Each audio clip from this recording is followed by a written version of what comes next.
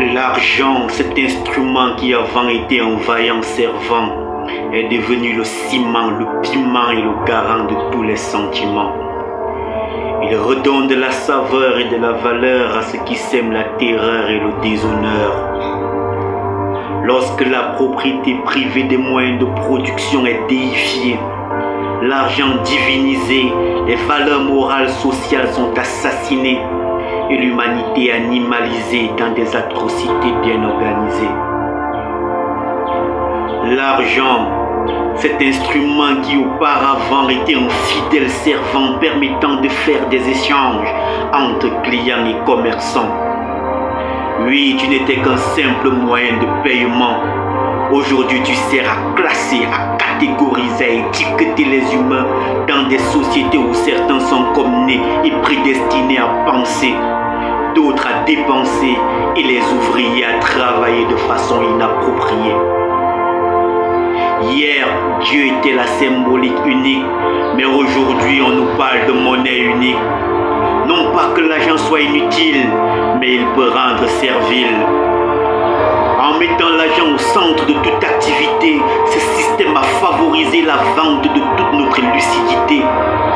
Tout ce qu'on appelle les travaux supérieurs, artistiques, intellectuels, jusqu'aux successions dans nos chaufferies familiales et traditionnelles, ont été transformés en articles de business et par conséquent ont perdu toute leur noblesse.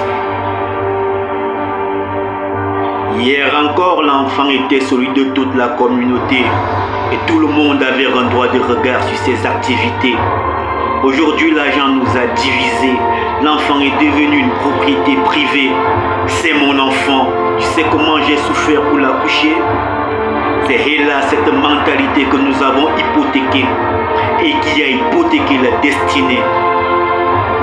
La monnaie a foulé aux pieds tous les liens variés d'amitié, de fraternité et d'humanité. Lui, elle les a brisés sans pitié pour ne laisser subsister d'autres liens entre les humains que le faux intérêt, les dures exigences du paiement au comptant.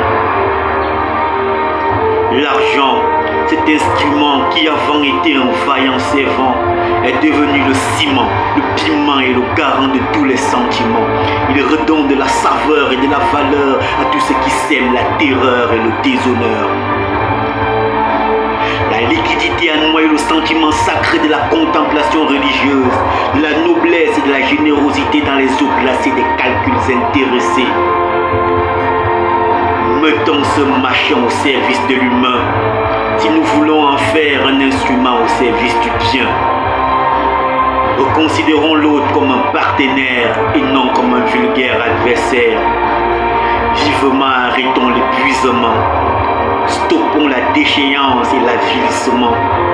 Revenons à la vertu sociale profondément ancrée dans la nature de l'être humain que l'argent tue progressivement.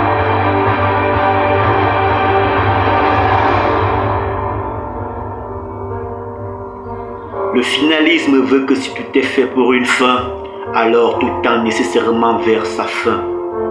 La fin du capitalisme est la chosification de l'espèce humaine et la destruction de toutes les valeurs légitimement républicaines. Nécessairement, je vous conseille le socialisme. Il est le père du conscientisme, l'ami de l'altruisme, l'ennemi de l'incivisme et de l'égoïsme que prône le capitalisme. L'argent, cet instrument qui avant était un vaillant servant, est devenu le ciment, le piment et le garant de tous les sentiments. Il redonne de la valeur et de la saveur à ceux qui sèment la terreur et le déshonneur. Ouais, c'est le 2N2O, c'est le Mr. No qui dit non et vous salue mes bros. Ciao frérot.